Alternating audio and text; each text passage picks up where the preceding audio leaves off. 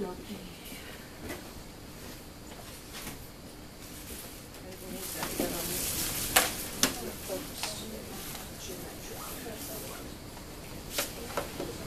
you got your formulas going for this, right? We've been looking at lots of different formulas. We reminded, I told you last week, reminding you right now, that a series, it's not, I'm just going to not even try and go right up there. A series is the sum. Even though the word series doesn't remind me of the word sum, that's what it is when we're talking about these sequences. So if we've got a geometric series, we know a few things. We know geometric, it means it's got a common ratio. It's being multiplied or divided by the same thing every time. And series means we're adding them all up. It's a sum. Okay?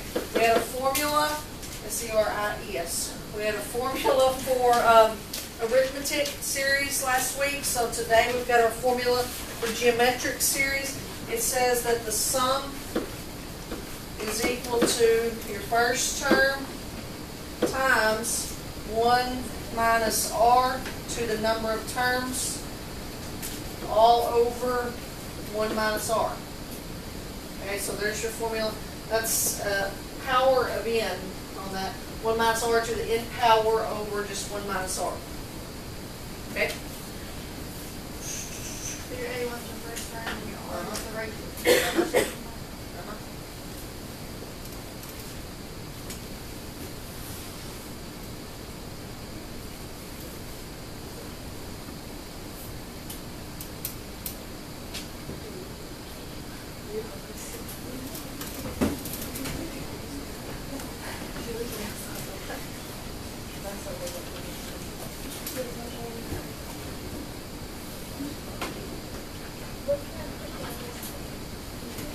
N means how many terms there are. There's 4 numbers in the pattern or 6 numbers or whatever. Now, last week, everything that we talked about, well, the first day we started sequences, we discussed if things were finite or infinite. Finite meaning they had a final term. And then all the stuff that we did from there, when we did the arithmetic series and all that, everything was based on a finite sequence, okay? With geometric series, we're going to look at sums of both finite and infinite, which blows my mind to think that you could have a sum of something that keeps going forever. But we are going to look at that today, the infinite series and the finite series. All right, we'll start with finite because that's the common sense thing. We've got 1/3, 1/9, 1/27, 1/81, and 1/243. 240. Alright, so where we want to find the sum of that. Okay? I'm hinting to you that it's geometric, but that's still going to have to be the first thing you check for. Is it arithmetic or geometric, so you'll know for sure which formula to use. So since I'm hinting to you, since we're doing geometric right now, this is geometric, that means that there's a common ratio, that it's being multiplied or divided by the same thing every time. What do I multiply 1/3 to get to 1/9? Close, but not 3. 1/3. And then 1/9 times 1/3 would get 1/27, right? 1/27 times 1/3, so my R is 1/3. Oh, Lord.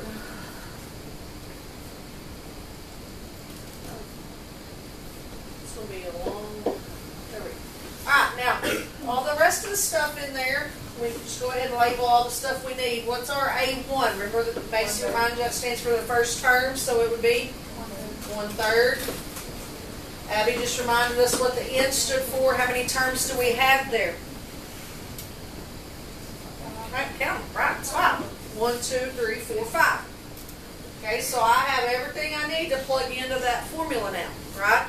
So my sum is A1 times 1 minus 1/3 to the 5th over 1 minus 1/3. Alright, that 5th power, is that on the whole numerator or just the 1/3? Just the 1/3, so be careful with that when you're calculating that. What I would do, if I were you, I don't trust my calculator as much as y'all do. I know y'all can plug that whole thing in. If I try to do that, I screw it up. So I would do 1/3 to the 5th first, and then do 1 minus that and get an answer. Then I would do the bottom and get an answer. Then I would divide, and then I would multiply. But y'all, I'll let y'all do your calculator magic. And I mean, you should expect an ugly number here, because what you're finding is what is 1/3 plus 1/9 plus 1/27 plus 1/81. So it's not going to be pretty. You give it a fraction or a decimal, either one, when you get it for me. I got 121 over 242. I got 160. Check yours again. Go back through it, check it off, because the 121 one should be right. I did it with step on step on I'll go back and check all your steps again. because I can't put it all. You did one better than good first. You got one good.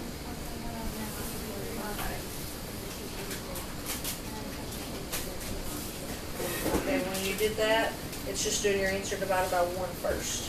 You gotta do the 1 minus 1/3 and get an answer, and then divide them. Because the way that does it, it just says wherever your answer was divided by 1. It didn't do the minus 1/3 first. Yeah, so just that one step there would be what you always do. Alright, that answer that Caitlin and David told me that I have written there, that would be the exact answer. If you gave me a decimal on that, it's going to be irrational, so you would have to round it. So I do like that answer a little bit better, but I don't know. If I were told to do that on my own, if I were taking ACT or something, I might just add them up. I think I would probably have a better chance of doing that than remembering that formula. But the advantage that you're going to have when we take a unit test in here is that you'll be able to use the formula. So if it's a real long sequence, you'll have the formula, so you won't have to add them all up. That formula is not something that I would remember for the ACT. I would probably just be adding them up. But some people are good. They can look at the formula and it's in their brain forever. I wish my brain was like that, but it's not. It's not. It's not. All right. See here.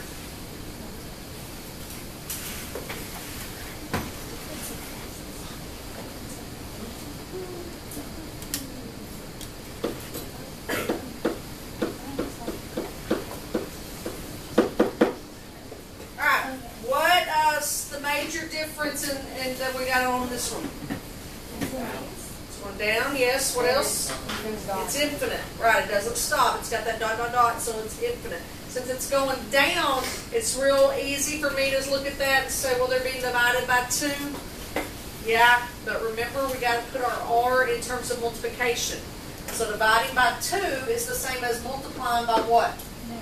1/2. Very good. So you already know your R. All right, a little bit different here when we're in infinite series. So you just need the reciprocal, right? That's how you would find it. Your multiplication. Yes. What was the one before? Finite, because it stopped. It didn't have the dot, dot, dot.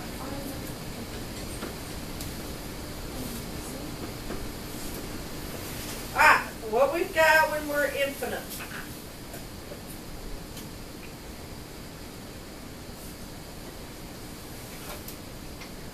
This is, I don't like this.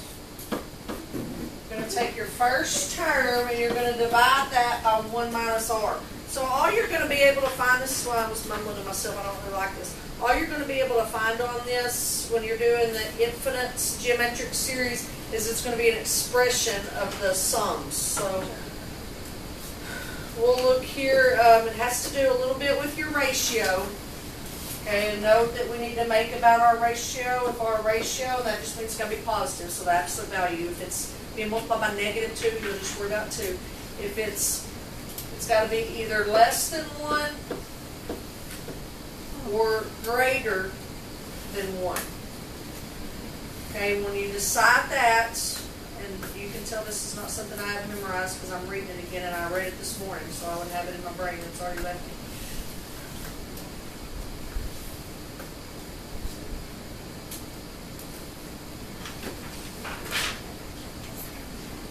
Less than 1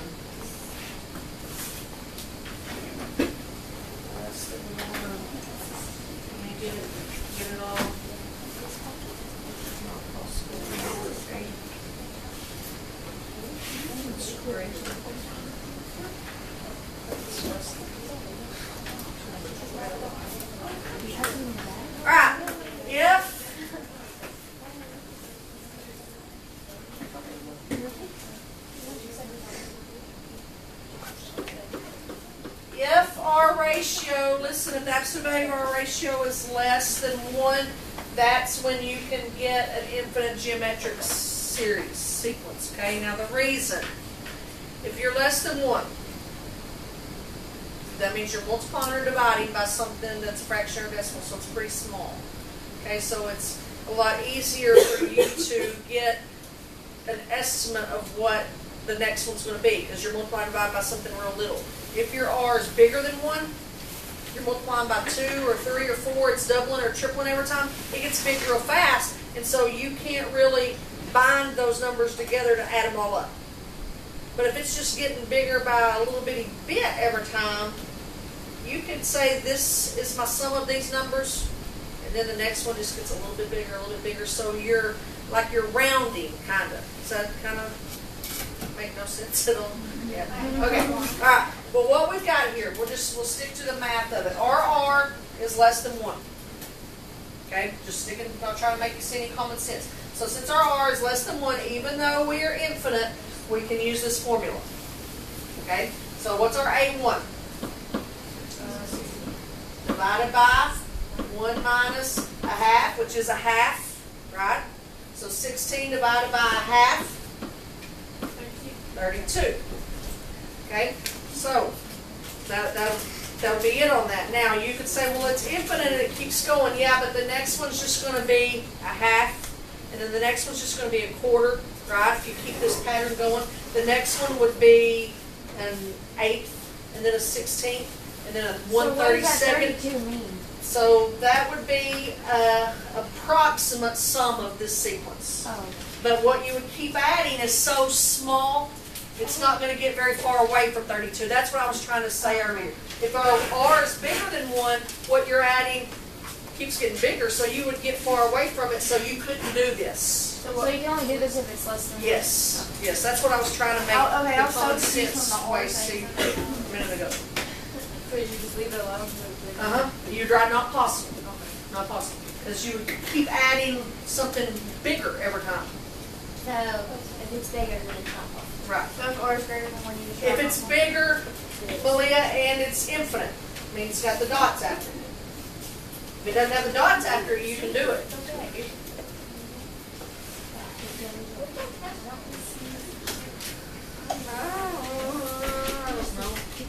I had down the middle of next week, but I forgot we were out Friday and Monday, so I don't know. I was looking at Wednesday this morning and I had all this stuff written for Friday, and I was like, oh, it's working Friday. So I'm down Friday. We're off this Friday? Yes, you're out Friday and Monday.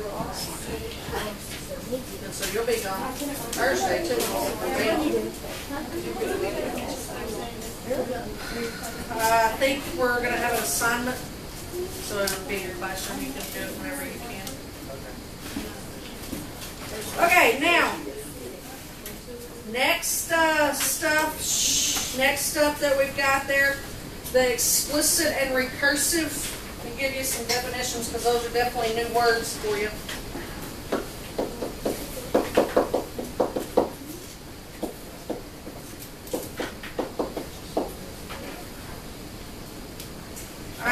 On an explicit, and we're still talking about series and sequences here.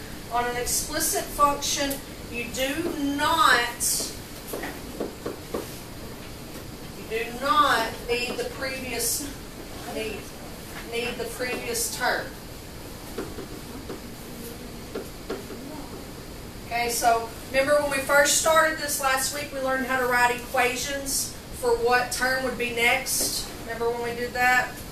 I hope y'all still got that pattern in your notes, how to write the equation for an arithmetic sequence and a geometric sequence. Some of those we based it on the term in front of it. Like what do you have to do to the term, the fourth term to get the fifth term? Okay, that's what the difference in explicit and recursive is. Explicit, we don't need the previous term. Recursive, you do need the previous term. And that's basically just definitions for you. They're going to say, find the first 4 terms of the explicit, or find the recursive, or whatever. Okay, so let me let you get those definitions, what you need, and then we'll look at what we got to do with this.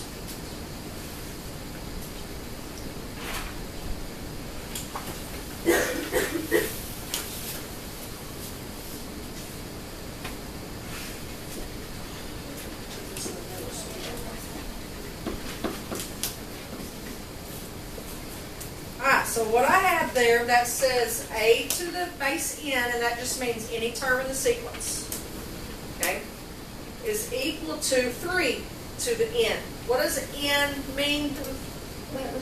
Which one is this? That's why I put it in the middle. I haven't told you. What does the n mean? How many terms? The number of terms. So if I wanted to find the third term, what would I do? Put a 3 in the n spot, right? So the third term would equal 3 to the third, right? And I hadn't told you yet, but trying to read my mind. The fourth term, go up so you can see. The fourth term would equal 3 to the fourth. Is that 81? Yes. Right? Now, did I have to have the third term to get this one? No. So this one would be explicit because I did not need the previous one.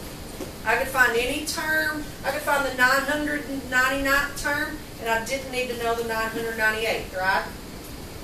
See how you decided something's explicit or recursive on that? Okay? Where did you get the 3? I don't know. It was given to me. It was free. It'd be like a problem on the test. It was just given to me. Yeah, so. You're still I looking at don't me get like, it. whoa. I mean, I can't just give you like, Okay, but where did you get the 3? Not that 3. Which 3? The A4 equals 3. Your formula. That's your formula. Okay, but where did you get 4? I made that up. That would just be Thank the you. fourth term. That's what I was asking. What do you put? Say 3. And there was 2 frees. There's some. So, and How like are for people crazy? taking the test, so we have to do explicit, the formula will be given to us. Yes, they'll have to give you a starting spot. Yes. Okay. All right, we are right there. I'm going to hit a new page and show you something else. This one I've got says.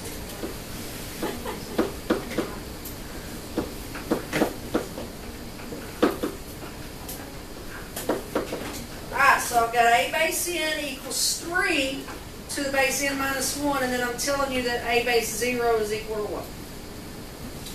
Alright, what did n mean? You've told me 3 times today you've been right. The number of terms, more specifically, when we're finding this, and Malia's right, but more specifically, it is that place in that term. Okay? Get this, Malia. When I did this A4, that meant the fourth term, right? This one meant the third term. So it's that place in the sequence, right? Okay, so I want that one minus 1. What does that mean? One right before it. The one right before it. Because here, good David, here, if it was the fourth term and I did n minus 1, the term before that would be the third term. You take 1 off, you subtract 1. So if I'm looking for the previous term, it would be recursive. Very good. So anytime, and that's my clue, when I'm trying to decide if they're recursive or explicit, anytime you got n minus 1 throws a red flag to me to mean previous term, which makes it recursive.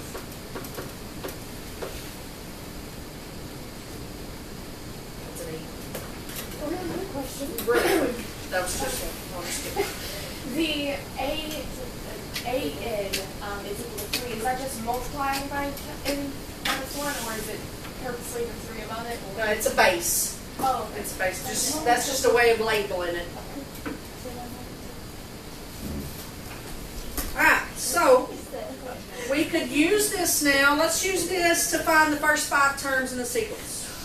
Okay? This will be simple. What we've got there, we start with the a base 0 equals 1. So if I want to find the first term, a1, steak sauce, that's our first term, I would have 3 to the, I'm looking for the first term, right?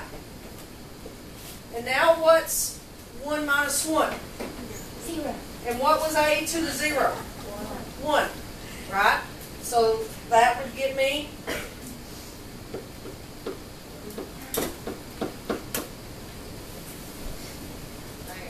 fix that, because y'all are gonna get confused. Well, this would be, I would have to have 3 times a to the 1 minus 1 on that. Alright. Caitlin, I kind of have a question. you're gonna see it, Okay. but go ahead and ask me. You're fixing to Looks see like, it. you said we looked for the previous term, and you're looking for the first one, so why didn't you do like 2 minus 1 instead of 1 minus 1? This wasn't first term.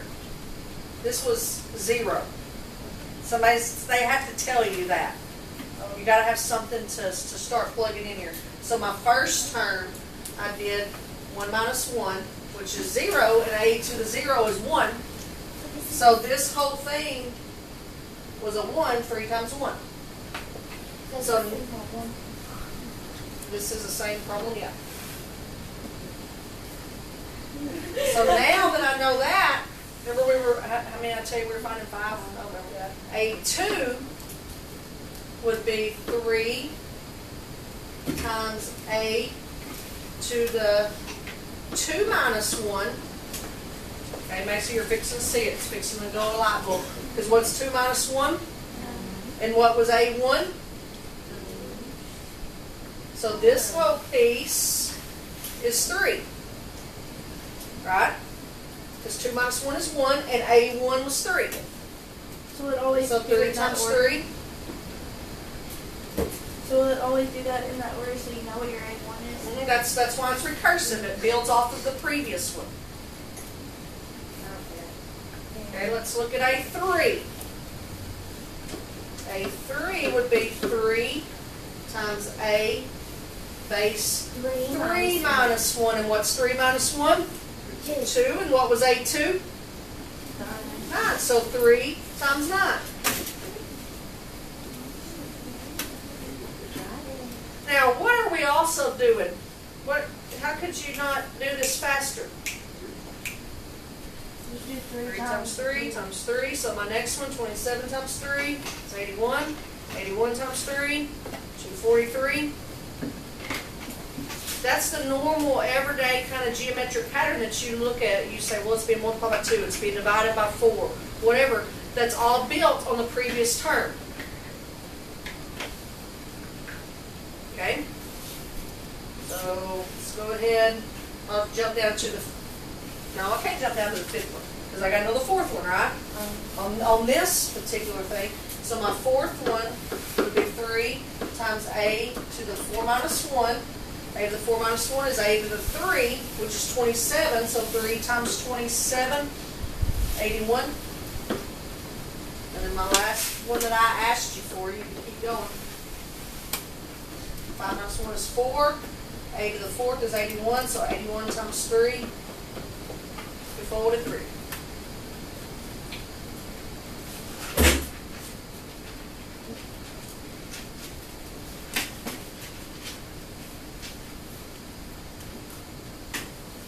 Now, originally,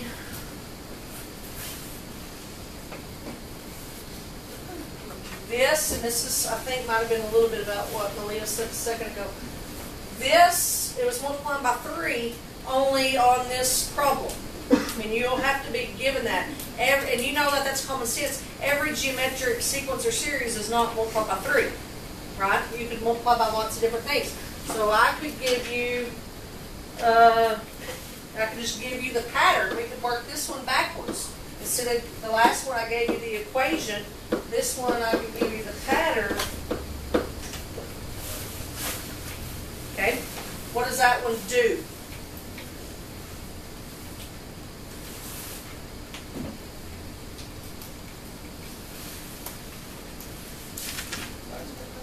Okay, to get from 100 to 50, 100 divided by 2 is 50. Say that again. What does 50 times a half get me that one? It's not given. Not exactly, you're right.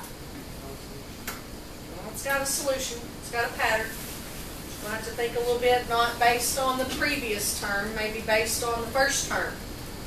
You're going to look at them and think a little bit. If 100 divided by 2 is 50, how could I use 100 to get 33 1/3? Okay. Could I use 100 to get 25? Divide by 4. So to get the second term, I divided by 2. To get the third term, I did 100 divided by 3. To get the fourth term, I did 100 divided by 4. What would I do to get the fifth term? 100 divided by 5. So we could say on this then that any term, we could find any term by doing 100 divided by the term we're looking for.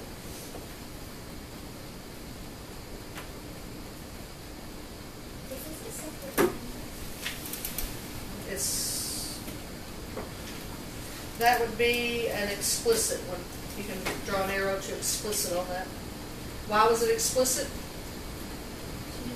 Because we didn't. We did not need the previous term. We did have to have the first term, but we didn't need the previous term. Very So good. on explicit, you'll come out, I mean, like, you're not gonna just make up your own formula, but like, there, we just basically said, we just kind of.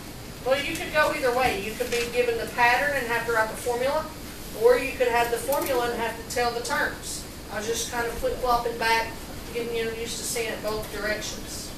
So that 30, that's not actually part of the formula, that's just whatever. That was for that particular sequence, because that one was being multiplied by 3 every time. So, see, this one, everything doesn't have 100 in it, it's just this particular sequence that had 100 in it. So they're all individuals. I can't make you and Caitlin and Brooklyn do the same thing.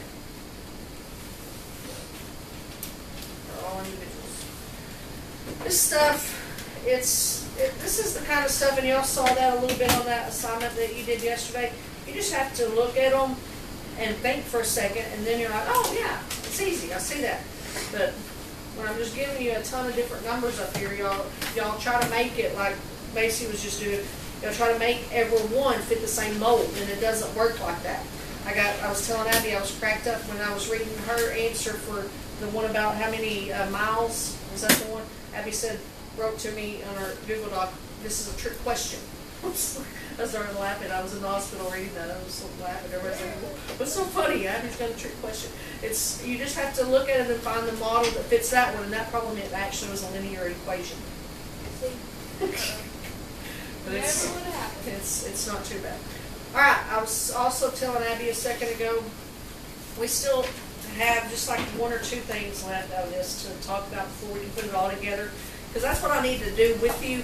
I need to put this all together so you know which formula to use when and mix them all up, you know, so you got to figure out when to do which one, all that kind of thing.